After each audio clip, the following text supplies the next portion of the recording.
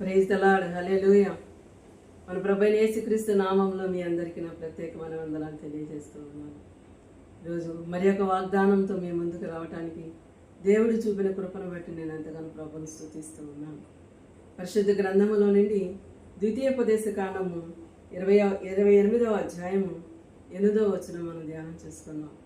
ద్వితీయోపదేశ కాండము 28వ అధ్యాయము 8వ వచనాన్ని మనం చదువుకున్నాం.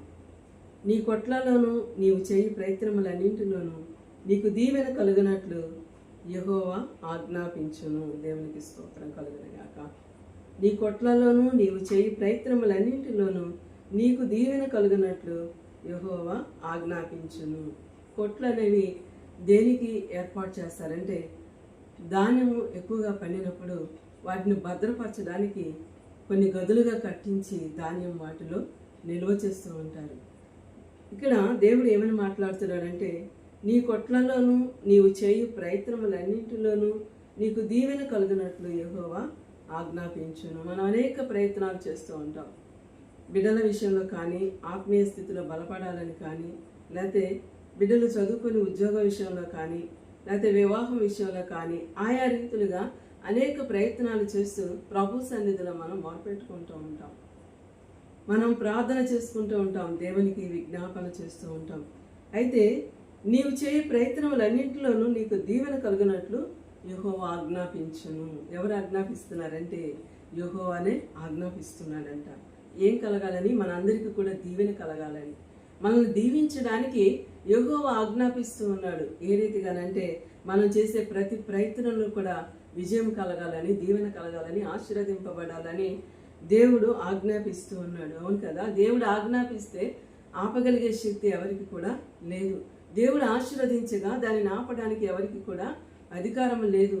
దేవుడు మనల్ని ఆశీర్వదించ మొదలు పెట్టగా సమృద్ధితో ఆయన నింపడానికి అవకాశం ఉంటుంది. దేవునికి స్తోత్రం కలుగునుగాక. దేవుని నామమునకు మహిమ కలుగునుగాక.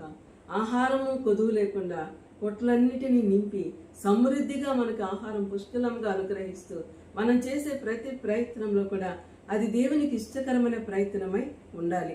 దేవునికి చూడగానే అది చేయొచ్చు అన్న ఆలోచన దేవునికి కలుగునట్లుగా, దేవునికి ఏది యోగ్యమైనదో ఏది క్షేమకరమైనదో ఆయన ఆలోచిస్తూ ఉంటాడు. కనుక మనం అడిగినది కూడా మేలుకరమైనది. దేవుని సన్నిధిలో మనం అడిగినప్పుడు మనం చేసే ప్రతి ప్రయత్నంలో కూడా, ప్రతి విజ్ఞాపనలో కూడా, ప్రతి ప్రార్థనలో కూడా మనకు దీవెన కలుగునట్లుగా, ఆ ప్రార్థన దేవుని సన్నిధికి వినబడినట్లుగా యెహోవా ఆజ్ఞాపించును అని వ్రాయబడి ఉన్నది.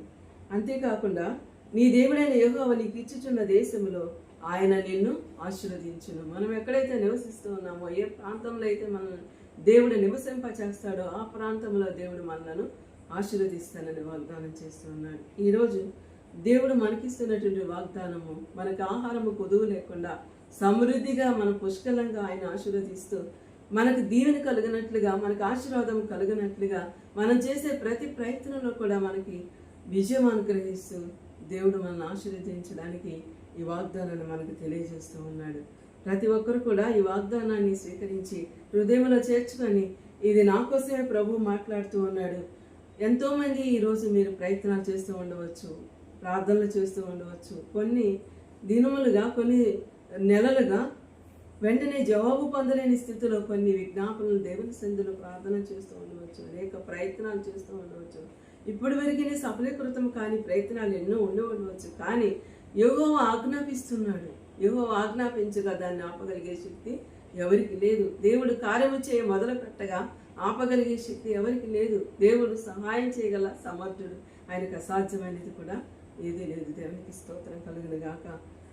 మనలను మనం నివసిస్తున్న ప్రాంతంలో దీవెనకరంగా, ఆశీర్వాదకరంగా ఉండినట్లుగా, మన చుట్టుప్రక్కల ఉన్న వారి ప్రదేశాలలో, మన చుట్టుప్రక్కల ఉన్న వాతావరణం సమాధానకరంగా ఉండినట్లుగా, మన సరిహద్దుల్లో సమాధానం కలిగినట్లుగా, ఆశీర్వాదం కలిగినట్లుగా దేవుడు మనల్ని ఆశీర్వదించడానికి ఇష్టపడుతూ ఉన్నాడు.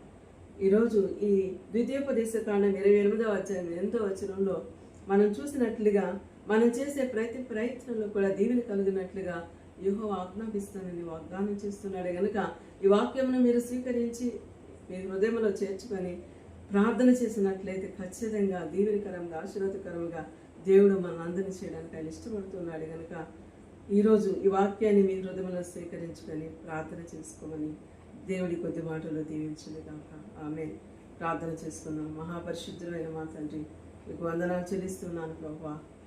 ఈరోజు మీరు మాతో మాట్లాడిన విధానాన్ని బట్టి మీకు స్తోత్రాలు. అవును తండ్రి, ఆహారం కుదువు లేకుండా పుష్కలంగాను చేసే ప్రతి ప్రార్థనలో ప్రతి ప్రయత్నాల్లో విజయం మీరు మాకు అనుగ్రహిస్తానని దినాన్ని ఇచ్చిన వాగ్దానాన్ని బట్టి నీ బిడ్డలు ఎంతమంది అయితే ఈ వాక్యం విని ఉన్నారో వారి హృదయాలు స్వీకరించుకొని ప్రార్థన ద్వారా విజయం పొందుకున్న వారుగా, ప్రయత్నాలలో దీవెనకరమైన ఆశీర్వాదకరమైన మేలులు పొందుకున్న వారుగా చేయమని యేసు అతి పరిశుద్ధమైన నామములో అడిగి వేడుకొని పొందుకొని నామ తండ్రి, ఆమేన్.